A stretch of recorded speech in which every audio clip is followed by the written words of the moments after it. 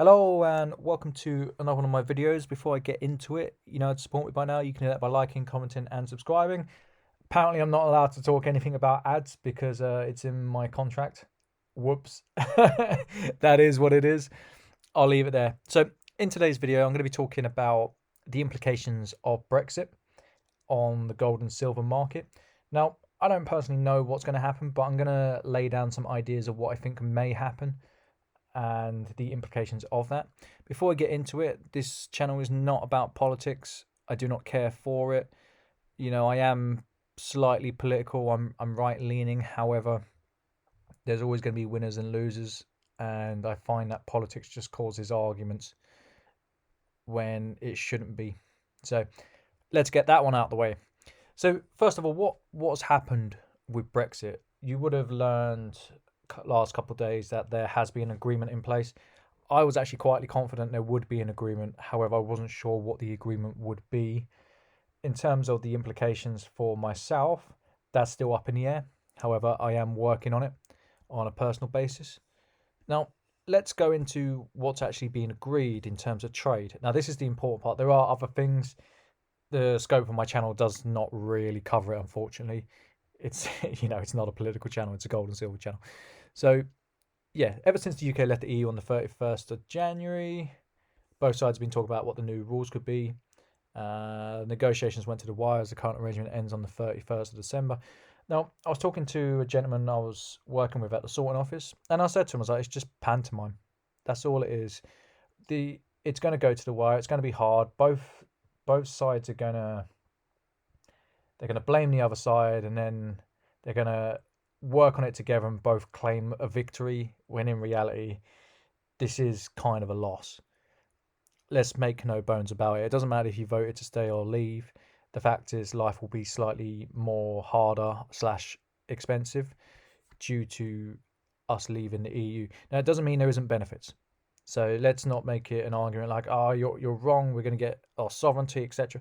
I'm talking about trade. It is going to be slightly more expensive due to the friction that is incurred.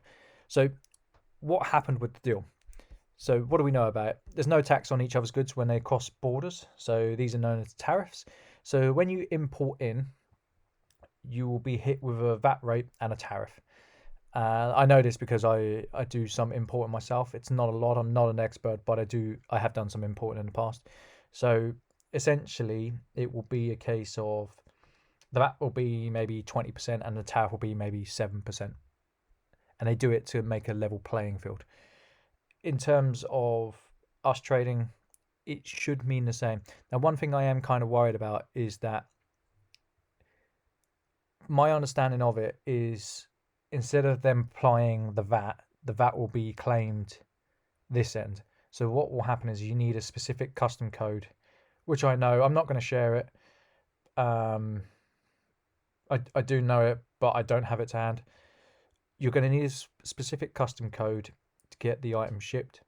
Now, I don't think that's going to be the actual problem with gold or silver. It is going to be slightly more expensive, as you know, because some people order from the likes of Estonia or Germany, where they've got relaxed rates on silver. I don't think you're going to be able to use that path anymore. And also, that's if you can get it into the country, because a lot of the courier companies, they do not ship bullion. They just don't do it.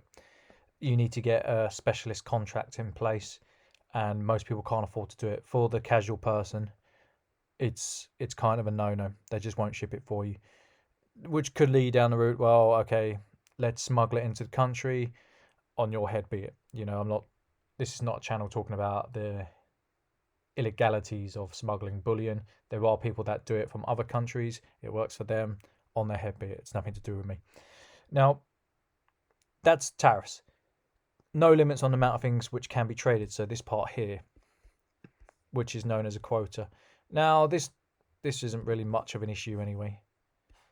In terms of gold and silver, quotas don't really matter, because the UK government is never going to turn around and say, actually, we want less of that in the country, and neither is Europe. Ideally, they probably want these things in the hands of the people as much as they have sold it down. So yeah, in terms of what's going to happen because of these two things, it's going to cause friction, and I think there's going to be issues with importing gold and silver and platinum. I think there are going to be workarounds. I'm looking into them now. It is very up in the air at the moment. One of my bigger suppliers is from Europe. Will it be a case that I won't be able to trade with them? I don't actually know. I'm not too sure. Am I worried about it? It's in the back of my mind. There's always workarounds and things you can do when you're in business. So if it means I have to kind of move in other directions, that is what it is. But in terms for the average man, I think silver probably will be more expensive because it's going to be harder to get it in. The people who are kind of smuggling it in, they're going to do very well. However, it's going to catch up with them at some point. But I do think there's going to be uh, a distortation of prices concerning silver. It will just move the price point up. That's what I think. Now, you could argue there's going to be no change. I can't I can't see that being, if there's issues getting the stuff in the country, from a logical perspective, I think it's going to move up. So yeah, let's see what else has been said about this. Why did the deal take so long? It's a big deal. It's a really big deal.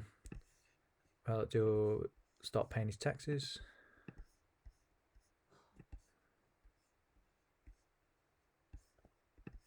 So yeah, they're talking about tariffs here. Tariffs are expensive. And I don't think the EU is a very good trading partner. I think they have too much power. It's a discussion for another day. So both sides are relieved for a deal.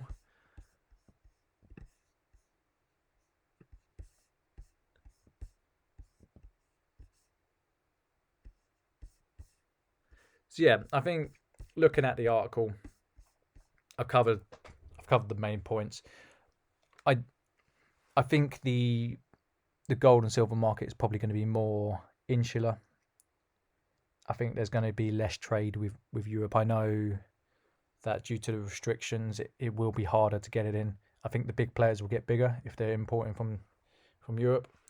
I think the small players will kind of struggle unless they've got a lot of stock coming in, or they're buying a lot of stock in the UK. So I'm going to have to change tact on my business if it doesn't go the way I think it will go, and that's okay. Anyway, I won't keep you any longer. It's been 8 minutes of talking about Brexit, which I never thought I'd do on this channel. I hope it's been of help, and I'm actually eagerly waiting what will happen personally, because I think there's going to be a lot of change in the way that the silver markets work, especially. I think it will be passed on to the consumer due to people buying cheaper. And unfortunately, I think that's just the way it is. So take care, guys. Bye.